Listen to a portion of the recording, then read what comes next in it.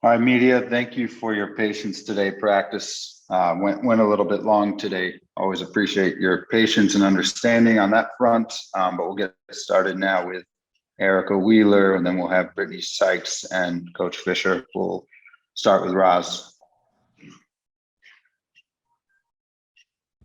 Hey, Erica, what's up? How you doing? Doing pretty good. Thank you guys for being on. Yeah, all the time. Can't wait to speak with you. All right, so I wanted to ask you what it's been like kind of sharing the responsibility, balancing, picking your spots at the guard rotation with you and Christy Tolliver together. How do you guys manage that? I mean, we still figuring it out. I mean, the roster finished a couple of days ago. We had our first game. We're still in the process of figuring it out, but we have a conversation every day, just about every day, and just try to figure out, what works best for us, talking to Fish. It's a constant conversation. And what kind of things do y'all talk about? Are pointing out to each other, you know what I'm saying? In the sense of like, who in game situations, who he wanted to run a point, in transition, things like that. I can't give you the full game plan, but the conversation is getting greater every day. And I think just with time and more practice, we'll figure out exactly what we're going to do. But right now, like everything is new. So we're just trying to figure out what works for us. Do you prefer to be ball in hand? Do you like to be off the ball? Do you like to facilitate more, or find yourself, really trying to find your shot first? I'm a basketball player, so whatever my coach needs me to do, that's what I'm gonna do. I can facilitate, I can score, I can space the floor out because I can shoot. So just whatever my coach needs me to do. Thank you. Got it. Thanks, Roz. We'll go over to Rashawn Haylock with Spectrum Sportsnet. Hey, Erica. How you doing, man? Doing all right. The loss aside, what was Friday like for you? Just putting on the uniform and playing for this organization for the first time. Me, like I was telling my sister, the loss felt weird. Like I couldn't put my finger on it, but at the end of the day, win or lose, I'm still doing my dream job. Most people not doing what they love to do. I'm doing what I love to do. And also, of course I don't like to lose, but it does feel amazing. But at the end of the day, I'm living the dream, man. I tell them every time I walk in the gym and we pass by security, ask me how I'm doing. I tell them I'm living the dream, man, because a lot of people want to be in my position. So I'm here living the dream, man. What were you able to see on film from maybe where you can sort of pick your spots or be more aggressive? Just learning my teammates. We all are new. Everybody is new, and of course we have training camp to kind of figure each other out, and everything is going fast. But just watching film, I saw a lot of things that I can work on. Just being able to be in a better position, take better shots, put my teammates in better position. So there's a lot of things that we went back to the drawing board and just cleaned up. Thank you. Thanks, Rashawn. We'll go to John W. Davis with Winsider. To follow up on what Roz was saying, when you're playing off the ball, what can you do to play with the pace that is going to be asked of you? I mean, that's just if on the opposite side of the ball, if there's action going on one side, just being able to give my teammates space and occupy my defender so they don't cheat or help, so she can do whatever she needs to do to get to the basket or even make a pass to me. So just being able to be space and allow my teammates to do what they need to do.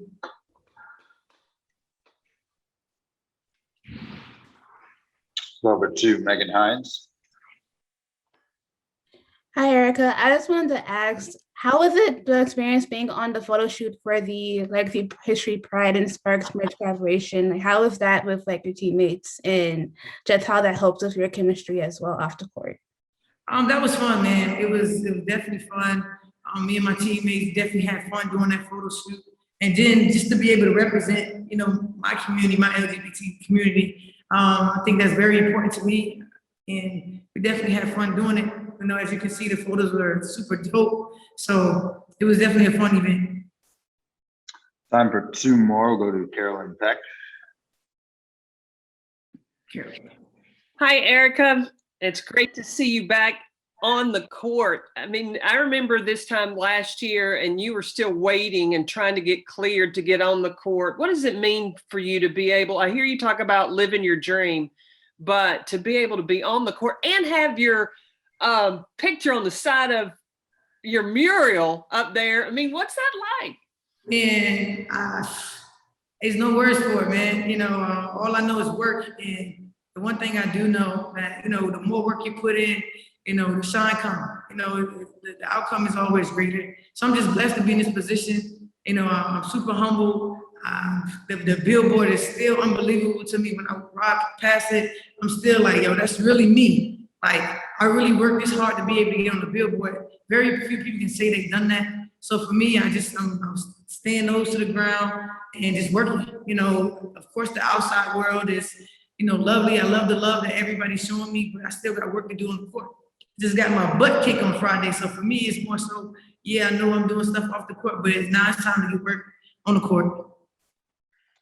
Last one for Eric. I'll go to Kenya Hurd with Made for the W. Hi, Erica. It's Kenya from Made for the W. I would just like to know, what are some of the adjustments that you're making moving forward to your game coming up? Can you say can you repeat that? Yeah. What adjustments are you making moving forward to the game coming up? Watching film, just really understanding. I think we just had practices now, just really understanding the offense, really just moving the ball and not waiting and second guessing anything. So just being able to move my teammates in the right direction, you know, run the offense and, you know, get us settled to make shots, because we forced maybe 26, 27 turnovers and we didn't capitalize off of them. So capitalizing off those turnovers, because we're going to make people turn the ball over. So just really just adjusting on just scoring, honestly. No, go ahead. Thank you. Done. Wrap it up. All right, please raise your hand in the chat for questions for Brittney Sykes. Hey. Hey, what's up? We will start with Rashawn Haylock, play-by-play, LA Sparks play-by-play with Spectrum Sportsnet. It's all good. You can't see I got mine on too, Britt.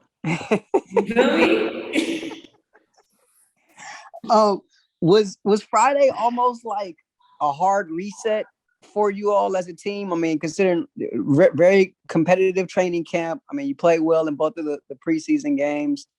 But with, you know, so much uncertainty around the cuts, this, that, and the other, you know, you finally take a deep breath and then here you go, you got to play, you know, a real game. Was it almost sort of like a hard reset for you on Friday as a group?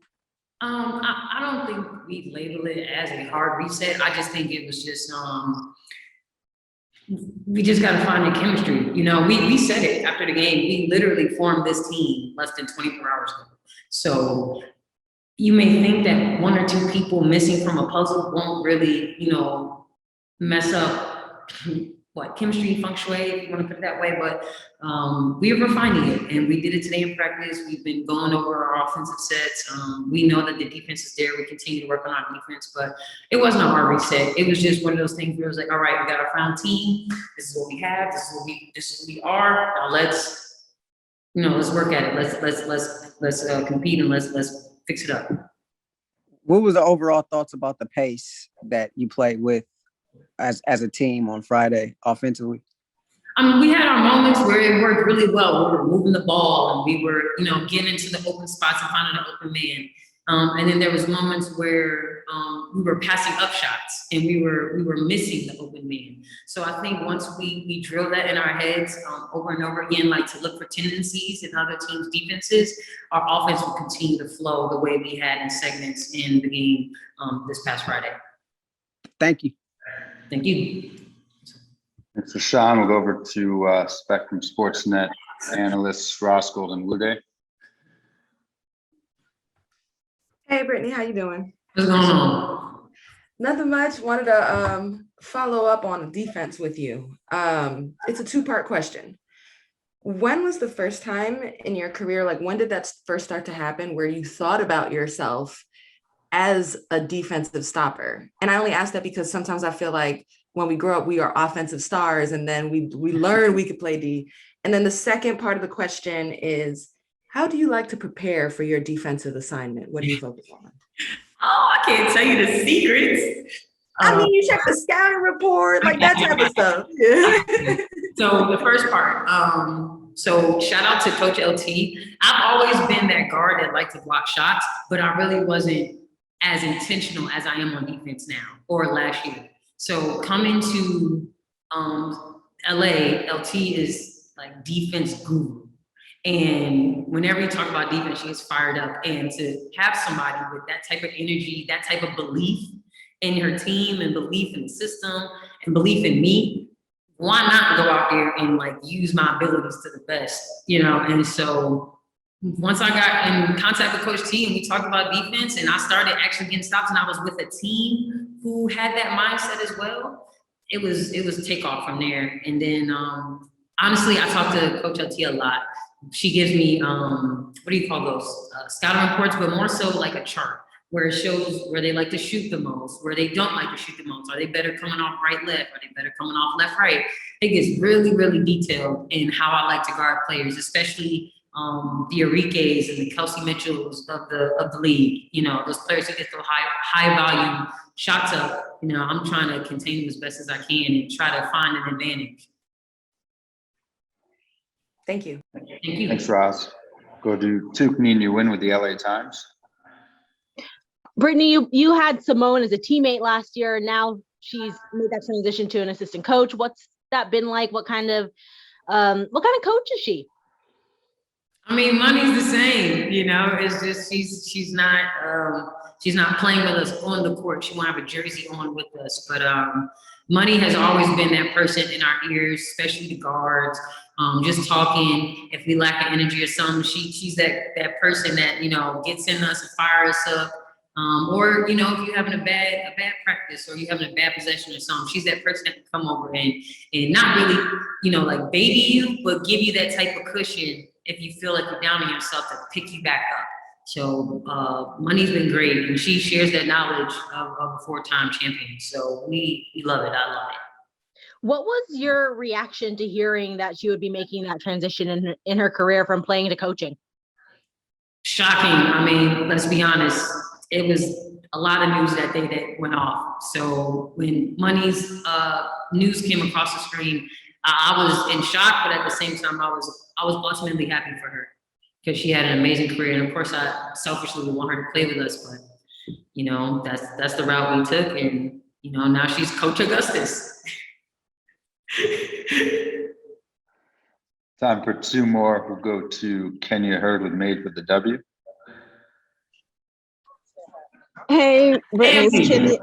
Hey, I'm out of Atlanta, and we definitely miss you on the Atlanta Dream. How do you feel the pace differs from Atlanta to the Sparks? I don't know. I mean, I pretty much feel like I can still play my game. Like when I was in Atlanta and now I'm here in LA, you know, it's just a different team, to be totally honest. I still feel as if I can do the things I do. The one thing that I picked up was my defense, but defense is effort. So if anything, I lacked effort in Atlanta and I picked it up when I got here. Thanks. Last question will go to B. Terrell with Winsider. Good afternoon, Brittney. How are you? What's going on? I'm good. All right. So recently, yesterday, it was announced the partnership with Legacy History Pride and the Sparks, and obviously a portion of the sales going to supporting HBCUs. How does that feel to be a part of that partnership? I think it's dope. Especially with going to a PWI, it's pretty dope that we get to give back and do something with the HBCU community. So I'm looking forward to all those proceeds going there. Thank you. Thank you. Thank you so much, Brittney. You the man. Thank you, guys.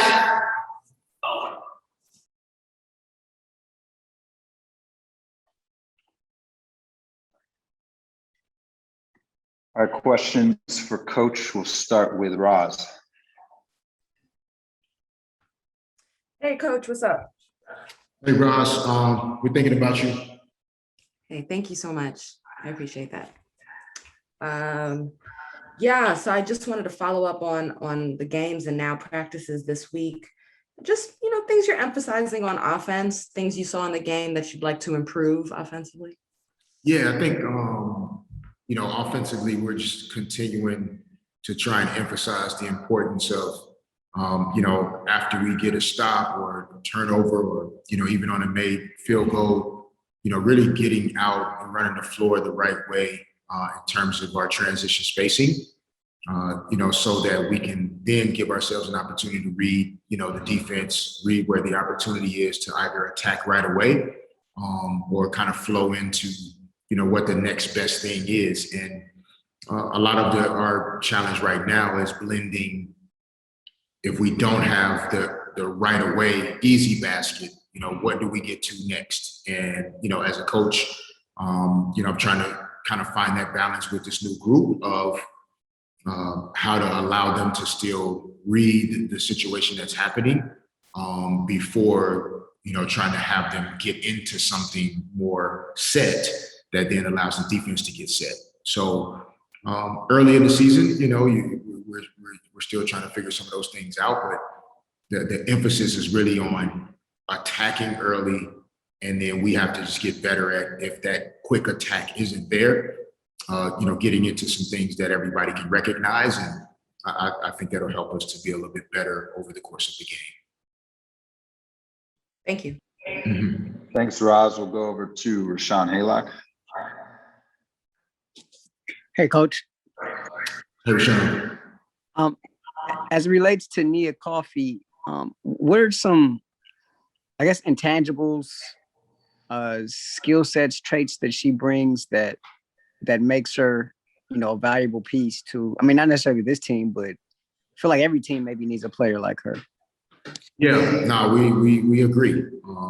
We were really, happy with the opportunity to bring her into training camp, because we felt like she was a player that, would have gotten picked up in maybe sooner in free agency, but we jumped at the chance to add her to our training camp group, and she's done a great job just coming to work every day. And a lot of days just being free and playing her game. Like she's a confident player. And when she plays relaxed and confident and free, like she does a lot of really good things. I think defensively, first and foremost, she's one of a few players that I honestly could say definitely can guard 1 through 4, but even guarding, some centers at times because of her activity level and how quickly she gets off the floor. She can rebound out of her area. She does a great job closing out the shooters. So, defensively, very, very valuable and versatile. And I think offensively, she's continued to expand her game. She's pretty good at shooting mid-range shots. She's made the threes at times, and she's better than most people think attacking the basket as well. But she's still trying to find her way within the way we like to do things here in terms of when to attack, where do I go, what's okay for me to do, where do I need to kind of go, find a home and stay put. So some of these things will continue to evolve, but she's been great so far. Thank you.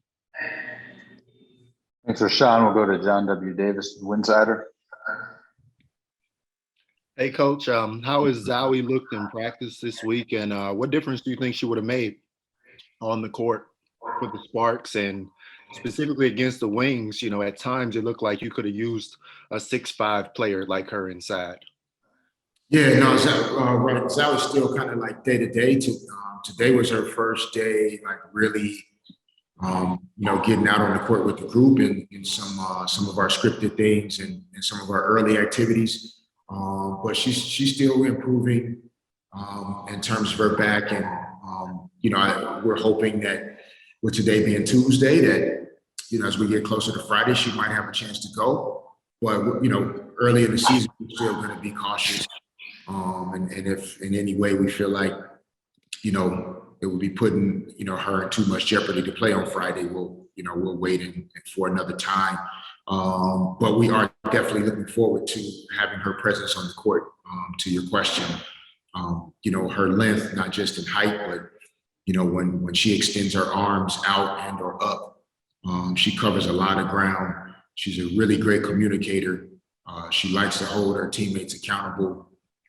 And, you know, she has a nastiness about her that we like. You know, she's not afraid to mix it up and get physical with opponents.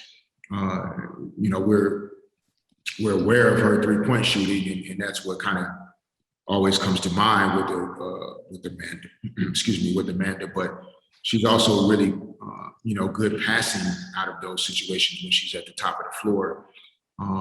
And you know, she provides that additional spacing that we want to have offensively at times because you have to close out to her. So it gives our perimeter players and wing players more opportunities to attack the paint. So we're definitely counting, you know, counting the days until we can get her back into game action. But you know, we'll still try to be smart here while it's early and we don't have too many games back to back right now. Thanks, John. We'll just do one more today. We'll go over to Megan Hines. Hey, Coach. I just wanted to ask, like, going along with like you guys not having as much back-to-back games lately, you guys have your first 3 games like basically a week apart from each other. How is that working in your guys' favor, and how can it benefit you guys going into those games that will be like back-to-backs down the line? Yeah, it's a good question, right? It kind of, you know, there's pros and cons. I think, you know, after you get your butt kicked the way we did Friday night, you wish you could play a game the next day or go right back out there the same night. But, you know, when I think in hindsight, having the opportunity to continue to practice and I think form the connection and the bonds that is important, you know, for teams to have, especially with a new group. You know, we have, you know, 8 for sure of our 11 players that, you know, haven't played together before. And even players like Sykes and Cooper, who were on the team last year, but KT and Shanae weren't, you know, with us in Bradenton. So all of the like newness of what we're trying to form and build, like the more days we have a chance to practice, get to know one another, to fail, right, to make mistakes, to get mad and really angry with each other in practices, like that's where the relationships start to form. So we're definitely trying to take advantage of all of these days, because once we hit June and the games start to stack up at a more rapid pace, you know, at that point you're relying on the foundation that you've built, you know, from April the 25th, you know, through May 25th, and then once we kind of head out to Chicago next week, you know, things will start to pick up. So, you know, right now we're focused on, you know, on the Aces on Friday. And then we'll kind of move forward from there and try to continue to take advantage of ways to get better, you know, whether you win or lose. You know, having the chance to get better each day is all you can ask.